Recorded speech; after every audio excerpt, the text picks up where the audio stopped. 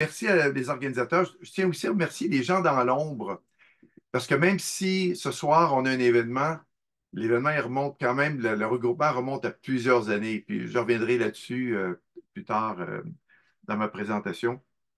Merci aussi de m'inviter pour présenter et merci à tous ceux qui sont présents ce soir, parce que sans vous, bien, la présentation irait très rapidement. Alors, on va commencer avec une vingtaine de minutes sur la psychologie positive. Ça peut prendre différentes formes. J'ai décidé d'y aller d'une certaine façon, puis on va mêler différents trucs ensemble. Puis à la toute fin, me fera plaisir de répondre à des questions s'il y a des questions en question. All right. OK. All right. Faut pas mêler la psychologie positive avec la pensée magique ou avec les gens qui peuvent deviner la bonne aventure, quoi que ce soit. La psychologie positive, c'est beaucoup plus qu'aller demander vraiment puis espérer des choses. La pensée positive, c'est une chose. La psychologie positive, c'en est une autre. Déjà, Diane a présenté certains éléments. Ça, c'est la définition avec laquelle nous sommes arrivés euh, ensemble avec l'International Positive Psychology Association, lorsque j'étais président.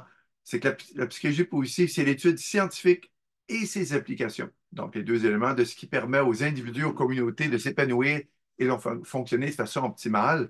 Donc, les deux éléments sont importants. On a des scientifiques, on a des intervenants. Mais tout ce qui est dénominateur commun, c'est tout ça repose sur la science. Contrairement à la pensée magique ou quoi que ce soit, où il faut penser positivement, parce qu'on veut démontrer finalement ce qui fonctionne à partir de la science. Si on regarde aussi par rapport aux individus, les communautés, même la société, tout ça nous intéresse et on vise un fonctionnement optimal. Si on regarde ici à gauche, il y a des problèmes psychologiques sur une échelle de -10 à +10. Donc, les problèmes psychologiques, c'est des gens dans la société ont des sérieux problèmes et c'est important que la psychologie clinique, le counseling s'occupe de ces problèmes-là. Mais une fois que la personne a réglé son problème, elle se retrouve peut-être à 0 ou +1 sur une échelle allant jusqu'à +10, le travail n'est pas terminé. Et nous, notre travail, notre job en psychologie positive, c'est vraiment d'identifier qu'est-ce qui fait quels sont les processus psychologiques qui peuvent amener à atteindre un fonctionnement optimal, c'est qui nos champions en fonctionnement optimal, puis comment on peut se servir de ce qu'on a découvert pour aider les gens qui auraient des problèmes. Donc, les deux côtés sont importants, le positif, le négatif. Le fonctionnement optimal porte surtout sur les éléments qui vont amener les gens à se sentir mieux. Je pourrais venir là-dessus sur des exemples plus concrets un peu plus tard. Si on regarde l'historique, ben, l'historique, comme disait mon copain Chris Peterson, qui nous a quittés trop tôt, malheureusement décédé en bas âge, la psychologie positive a une histoire très courte et un passé très long. Histoire très courte parce que ça ne fait pas très longtemps qu'on étudie le concept, mais un passé très long parce qu'il y a des ramifications qui remontent jusqu'aux philosophes grecs il y a 2000 ans et même les humanistes, etc. Mais avec la différence que nous, on étudie de façon scientifique ce qui ne fonctionne pas et les différentes variables, les processus. Et ça a commencé vers fin des années 90 avec Marty Seligman, que voici. Pour ceux qui l'ont peut-être jamais vu, vous avez entendu parler du nom. Marty était pour devenir président de la APA et le directeur exécutif, Ray Fowler, lui a demandé, bien, OK, ça va être quoi ton orientation pour ta présidence? Il dit, ah, il faut avoir une orientation. Là, finalement, il tourne de bord, tourne de l'autre, puis il finit par mettre l'accent sur ce qui pouvait amener l'inoculation ou les vaccins psychologiques contre les problèmes. Et il a mis l'accent sur la psychologie positive qu'il a développée. Marty, c'est un entrepreneur en sciences qui fonctionne pas à peu près. Donc, on peut dire peut-être que c'est lui le père peut-être de la psychologie positive.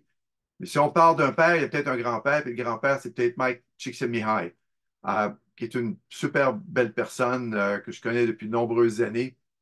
Et qui lui travaille sur le concept de flow, mais on pourrait communément l'appeler peut-être un humaniste slash expérimental qui passe à l'étude ces concepts. Juste donner un exemple, Mike est décédé il y a quelques années, mais il y a 5 ans, je donnais une conférence à l'université, il y avait la Western Positive Psychology Association, puis je donnais le keynote. Et Mike était malade déjà à l'époque, mais il est venu pour le lunch pour me voir. Même malade, il est venu. Donc, ça nous donne une idée de la personne. Et c'est ces deux personnes-là qui ont mis de l'avant la psychologie positive.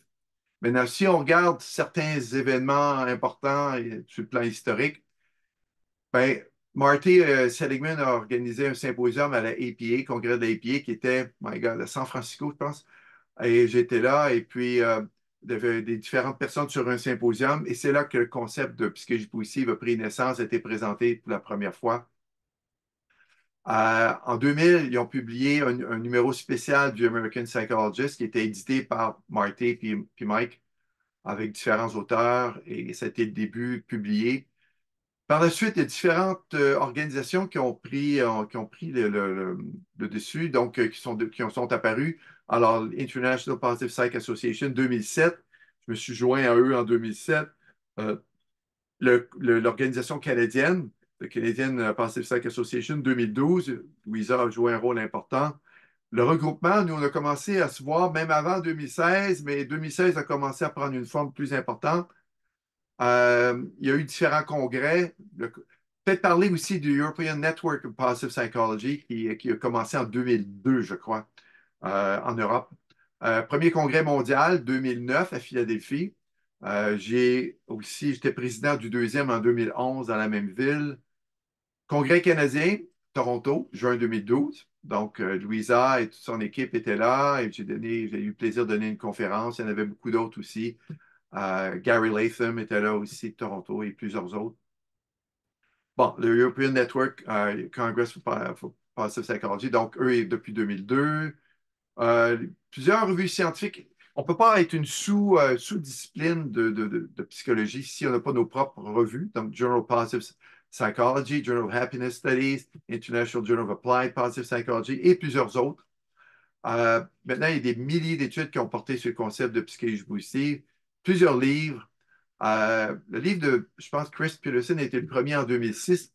Mais du côté francophone, on a aussi Charles Martin Crum, qui est président du European Network, et son copain Cyril Tarquinio, qui ont écrit plusieurs livres en français sur la psychologie positive. Il y a un petit volume de 200 pages que Charles a écrit sur les fondements de la psychologie positive.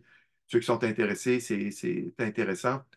Et ça, c'est notre gang quand on s'est réunis en 2016. Et puis on a dit, on était pour partir. Je dis, wow, wow, un instant, il faut prendre une photo. On ne sait pas, ça peut servir un jour.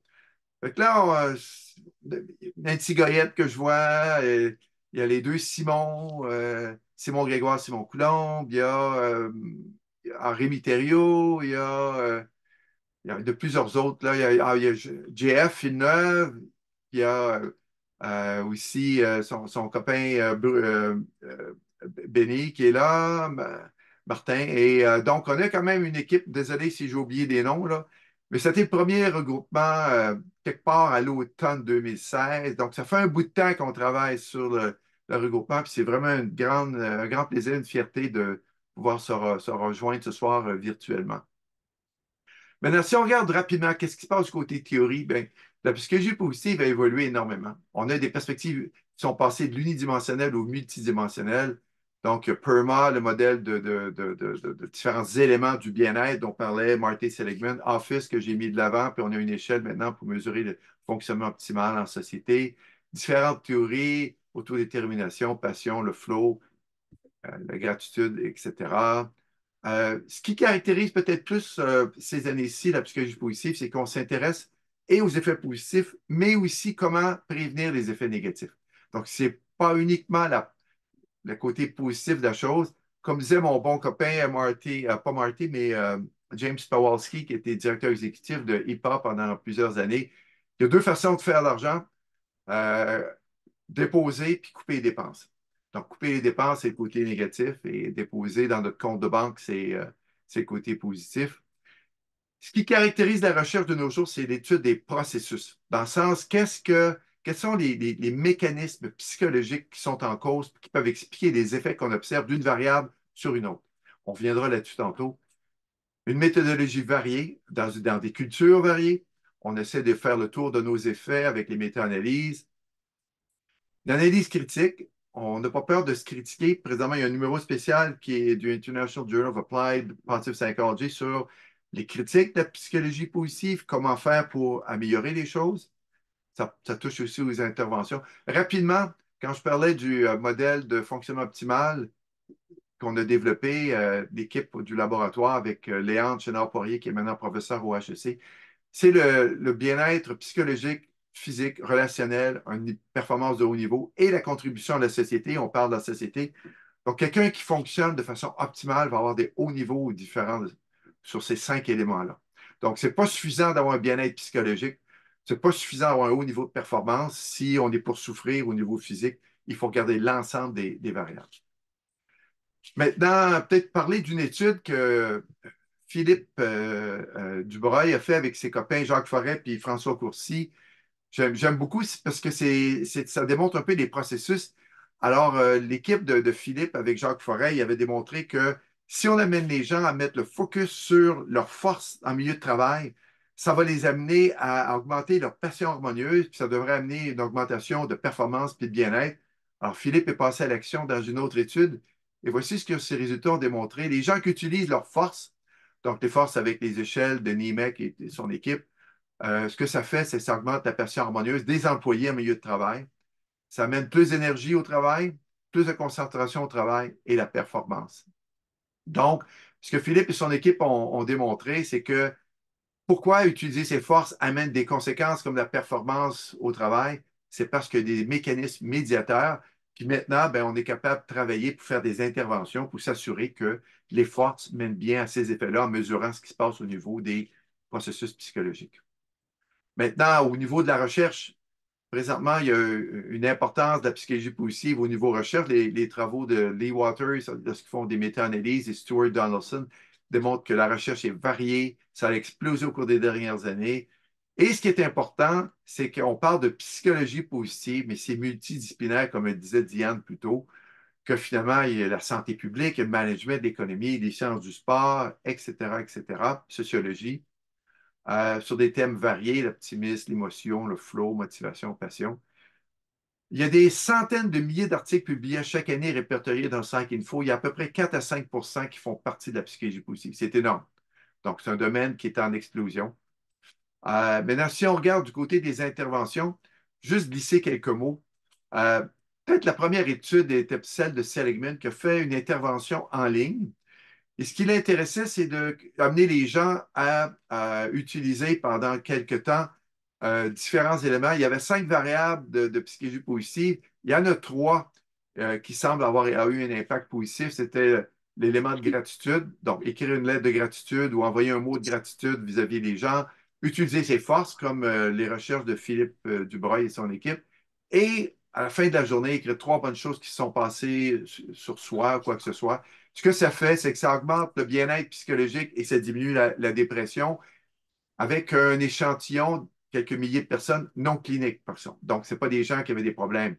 Par contre, ça a été reproduit en ligne par d'autres auteurs et euh, Sin et Luboworski ont reproduit avec des échantillons cliniques dans des méta-analyses de 51 études que oui, il y a des effets positifs, même chez les gens qui ont des problèmes cliniques.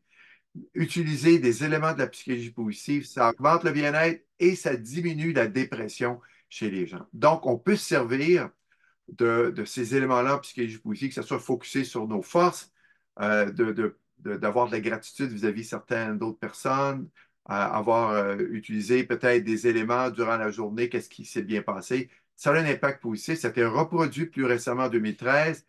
Et ce que les recherches semblent démontrer présentement, c'est que les éléments de psychologie positive sincères s'ajoutent à une thérapie habituelle, que ce soit le CBT, la thérapie cognitive comportementale, pour avoir un tout qui peut amener des éléments encore plus probants, plus positifs. Je vais vous donner un exemple. Il y a quelques années, j'ai présenté une présentation à l'université de l'unité de psychiatrie communautaire à l'université de Lyon en France. Et je faisais le point justement que si on peut amener les gens qui viennent nous voir en clinique durant la semaine, d'essayer de reprendre ou de découvrir s'ils n'ont pas d'activité passionnante, mais de faire des choses qu'elles aiment durant la semaine, ça peut les aider. Et là, il y a un psychiatre qui lève la main et dit, j'ai vécu la même chose avec quelqu'un. On a sauvé une extrémiste, le jeune homme qui avait essayé de se pendre dans sa résidence. Et j'ai rencontré un certain nombre de séances. Et puis, tout à coup, après quelques semaines, il arrive d'un pas plus déterminé, l'œil plus vif. Puis il a demandé qu'est-ce qui se passait. Il dit, j'ai recommencé à jouer de la guitare. Avec mes copains, j'ai une passion pour la guitare. J'ai retrouvé une passion pour la guitare. Et ce que ça amène durant la semaine, c'est des éléments qu'on peut vivre, des émotions positives, qui peuvent nous donner le courage de travailler sur nos faiblesses et s'améliorer. Donc, les deux ensemble, ça peut très bien aller de l'avant.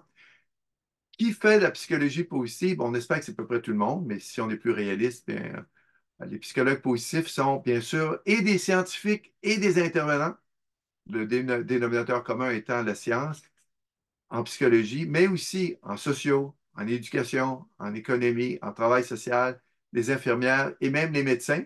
On parlait des psychiatres là, plus tôt. Et il y a peut-être le point, les coachs de vie, les éducateurs. Peut-être le point intéressant de mettre de l'avant, c'est que il y a un futur très prometteur pour la psychologie positive, surtout avec la loi 21, où finalement l'acte psychothérapeutique n'est plus uniquement concentré vers les psychologues, mais il y a d'autres aussi disciplines qui vont, avec une maîtrise et les heures de stage adéquats, vont pouvoir faire de la psychothérapie. Et un des éléments qui peut être drôlement utile dans ce cadre-là, c'est une formation complémentaire en psychologie positive qui peut se jumeler à cette formation-là. Les cours, ben, qu'est-ce qui est offert présentement? Et bon, Louisa pourra me corriger, et d'autres aussi. Il y a des cours, donc un cours de 45 heures, des cours de psychologie positive qui est enseigné au bac dans la plupart des universités québécoises, francophones du moins. Il y a le cours sur Coursera de ma bonne amie Barb Fredrickson. Je crois qu'il est gratuit en ligne, il faudrait vérifier. Il y a Louisa et son équipe qui offrent des webinaires super le fun de CPPA. Il y a des gens qui voudraient faire une maîtrise en bonne et due forme. À ma connaissance, il n'y en a pas encore au Québec. Il y en a quand même aux États-Unis puis en Europe. Il y a des certificats qui existent au Canada. Wilfrid Laurier donne un certificat. Et éventuellement, peut-être qu'on pourra se poser une question au Québec et au Canada. Est-ce qu'on veut avoir l'aspect d'accréditation de la formation? Donc, ça, c'est un élément que je mettais de l'avant quand j'étais président de EPA. Marty était contre. Il dit, c'est trop de travail, c'est trop d'ouvrage. Il faudra voir. En conclusion, on a vu beaucoup de choses. Je pense qu'on a parlé de l'aspect multidisciplinaire, de l'aspect scientifique, de la recherche, de l'intervention. Je pense que l'élément qu'on peut mettre de l'avant, c'est que la psychologie positive, c'est beaucoup plus que la pensée positive. Il y a un substrat scientifique. On est une bonne gang au Québec, je pense, qui est au Canada, qui faisons de la psychologie positive. Et je pense que ça peut amener des choses positives. Et chez les gens qui ont des problèmes, mais les gens qui, sans avoir des problèmes, voudraient fonctionner de façon optimale, vers le plus 10. Donc, oublions Zoltar, oublions la pensée peut-être la positive, pensons plutôt en fonction de Marty puis Mike. Et on souhaite longue vie et beaucoup de succès à notre organisation. Merci beaucoup.